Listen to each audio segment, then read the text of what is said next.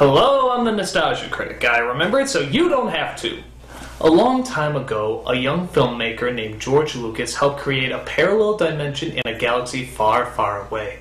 It's a strange world with bizarre aliens and unbelievable creatures. A world that the sci-fi community will never, ever forget. Okay, the punchline is Howard the Duck.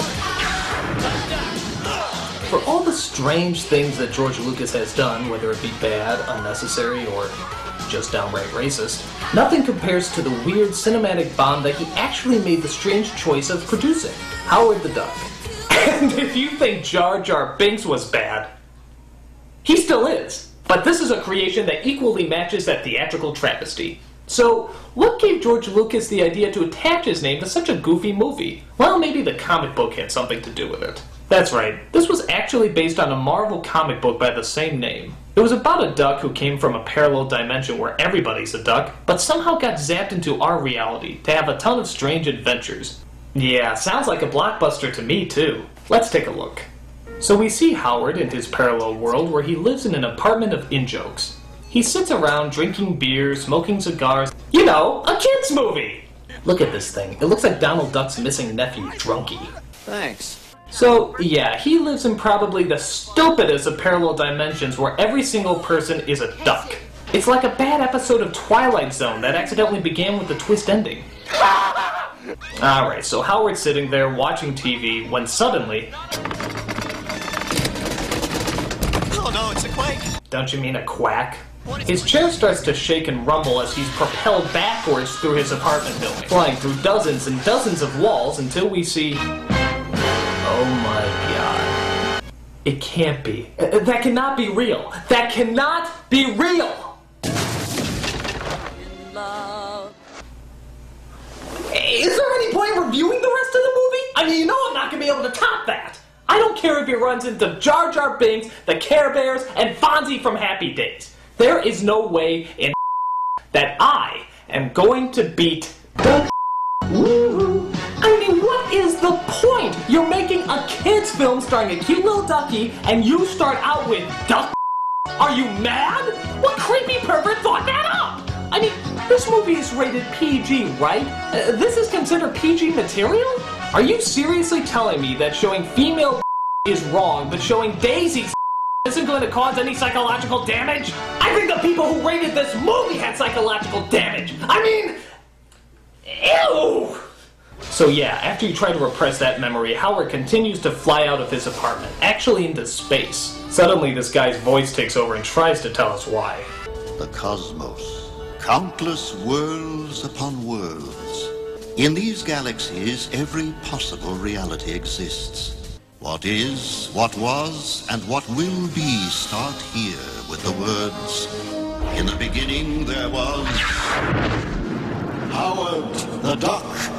Wow, all the coolness in the narrator's voice seemed to be magically sucked out just by the mentioning of the title. That's usually a good sign.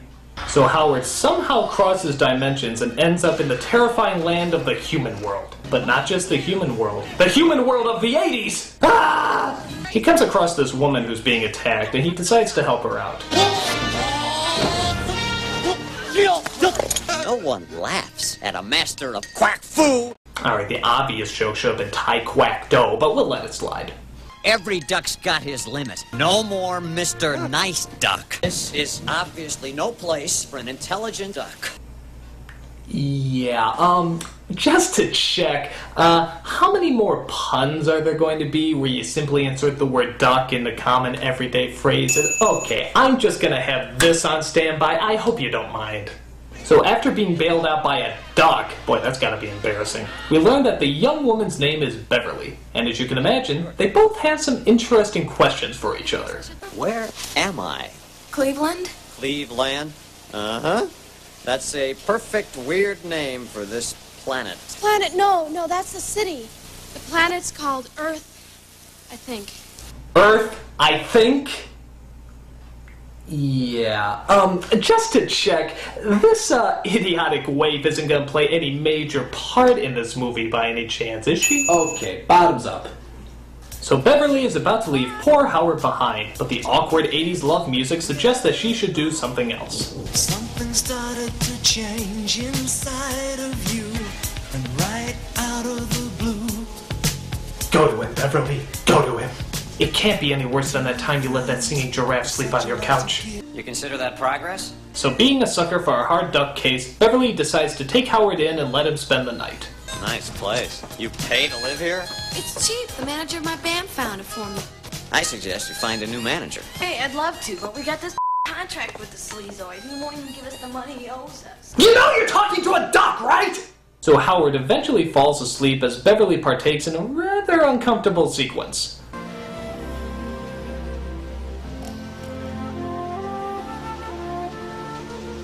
Mrs. Duck. I guess I kinda like it. What am I gonna do with you? Well, roasted or extra crispy comes to mind. So they go to a scientist played by Tim Robbins to see if he can figure out where Howard came from and how he got here. Nice ducky. Me, Phil. You, Howard.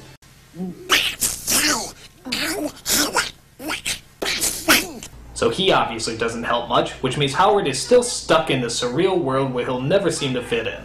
Look at this wonderful exhibit. I'm a freak, an outcast. Oh, look at the ducky! Look at the ducky! Beat it! Ah! I thought he was cute at first, but then he whipped his fingers and became terrifying! He also tells Beverly to go away, as he just wants to be left alone. That's the way you want it. And so long, ducky. Don't shed any tears over me, Toots! You can waddle in your own self-pity! Men are from Mars, women are from Venus. Ducks are from some parallel dimension where apparently they have duck. And no shame. Oy.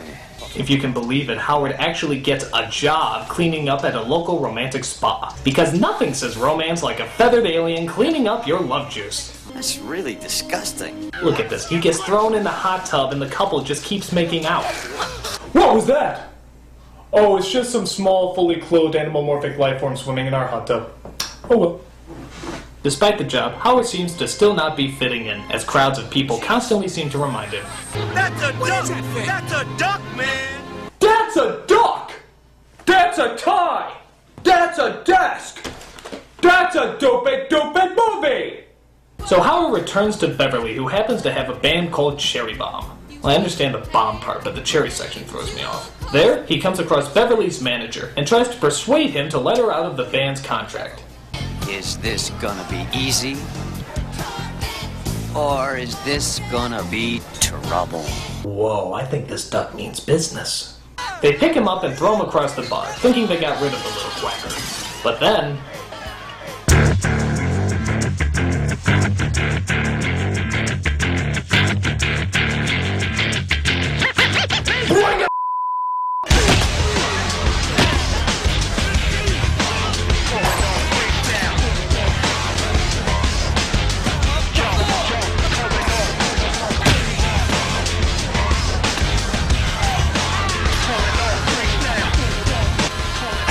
I'm getting my kicked by palm tree!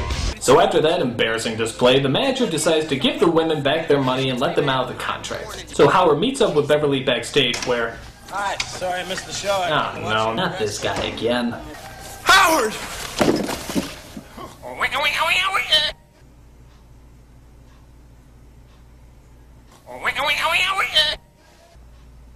Did the movie just run out of dialogue? I mean, that wasn't a sentence, that was a sound effect! Just like the script was written by Gerald McBoing Boy! Stop it! I don't know what that is! What the is he doing there anyway? Well, he and Ron Ed have sort of got back together. Wait!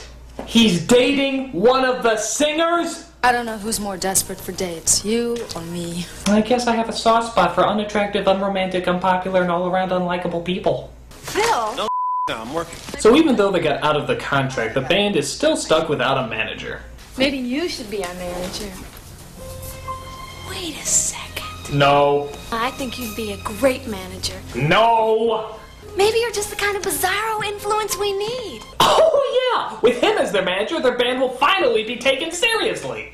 But unfortunately, that's not all they talk about. Just can't seem to find the right man.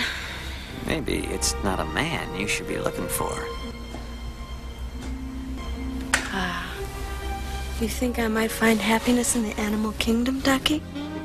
Like they say, Val, love's strange. We could always give it a try.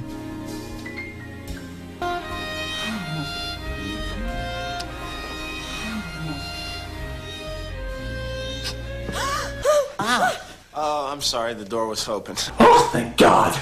Those three angels of mercy happen to be scientists who think they know what brought Howard here. Apparently they were working on some sort of dimensional jumper thingy that pointed into Howard's universe and accidentally brought into our world. So the easy solution is just to send him back through the same process. So the scientists decide to drive him to the machine and send him back. Right now, you're the one and only thing that's making it very hard for me to leave. Oh. So the gang gets to the machine with no problems or dilemmas along the way, and it looks like Howard is finally going home. Well, that wasn't so bad. I mean, it certainly wasn't a good movie, but I can definitely say that I've seen worse. What was that? It exploded again. It was terrible. We have no right to tamper with the universe. Does this mean the duck's not going home? We lost control again, and there was another explosion. We brought Howard down the first time, but what if we brought down something else this time? Something that could possibly make this film go on even longer? Yeah, sure. So yeah, the movie keeps on going, as apparently one of the scientists is taken over by an alien life form from another parallel dimension. I'm not jetting anymore. The transformation is complete. I am now someone else. My God, he's transformed into Cobra Commander! Soon the Dark Overlords will engulf the Earth. Excellent! They haven't spotted us. If you can't take the heat, get out of that kitchen. Cobra, attack! So the characters, I guess, just sit and talk for a bit while the scientist continues to reenact scenes from The Exorcist. I am now one of the Dark Overlords of the universe. On top of that, he can also use his mental powers to do horrible, menacing things, like assassinate table condiments. My powers are growing. Next I will destroy the Tabasco sauce. To make things worse, Howard gets into yet another fight when all the truckers at the diner start to insult him. This one's for you, cracker! Another hungry customer! Yeah! Well, gee, he threw a pie at the other guys. Surely he's not gonna throw a pie at me. No! They keep fighting until they finally grab him and put him in his place. So what are they gonna do? Like, beat him up, or toss him around a bit, or tie him down and try to decapitate him? Dude, when did truckers become homicidal maniacs? But the belching Skeletor gets up and saves Howard so that he can get the key to the dimensional machine back. Sounds like a bunch of bull puppies. The odd thing is that even after people leave, he just keeps blowing up. I guess he just has a real hate for food condiments and kitchen utensils. The dinner flatware must die! So the scientist kidnaps Beverly and decides to take her away. Because... Why are you kidnapping her anyway? Yeah, that's what I thought. On the way there, the alien inside him needs to recharge his energy. He does it by taking out the cigarette lighter and doing this.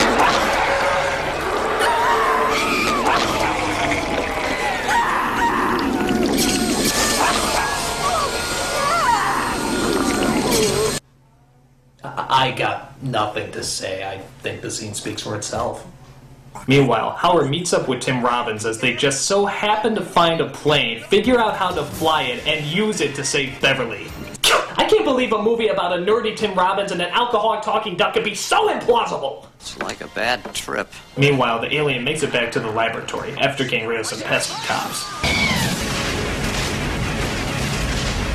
Smog inspection. I never knew my mother.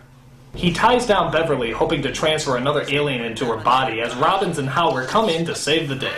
Beverly gives them some helpful advice. He's in a bad mood! I really hope she dies. So after the scientist transforms into Albert Einstein's heroin addict cousin, Howard rushes at him with a laser gun and blows everything up. Of course, they go through the scene where they think he's dead, but he wakes up and everything seems to be okay. So this has got to be the end of the movie, right? No? You still want to make it a little stupider? Okay. Why don't we have the alien mutate into something Ray Harryhausen would throw up and have Howard run at it with the laser gun again? But there's more Harryhausen vomit coming through the portal. What do we do? The machine, Howard! You gotta destroy it! Blast it! No, Howard, don't! Huh? We'll never get home. Yes, let the monster slowly kill us and eat us alive, knowing that at least the machine will be okay to take you back home. Why are you still letting her talk? Destroy the thing! And then we get the scene where we think Howard is dead. Gee, it's almost as good as the first time you did it! I am not Howard anymore. Oh good, he's possessed. Does that mean we can kill him? Oh, it was just a joke. Ha ha ha, hilarious. So everybody returns home. I guess Howard is their new manager. I'm hoping he only speaks via telephone. And at the end, he even has his own guitar solo. Oh yeah, you will believe a duck can rock. I also believe that a duck can blow! This is the worst thing that George Lucas has ever made since anything not Star Wars or Indiana Jones related. And even that he's slowly trying to destroy! Apart from being silly, stupid, and surprisingly boring, this film is just plain mean-spirited. Everything is shot in the dark, someone's always trying to kill him or hurt him. It's just a thoroughly unpleasant movie. But hey, look on the bright side. It could be worse. No, it can't, actually. This is the worst. If you have a chance to pass up this duck suck, I suggest you drop it like the rotten egg that this stink bomb was born out of. Just remember, kids, quack is whack. I'm the nostalgia critic guy, remember? So you don't have to.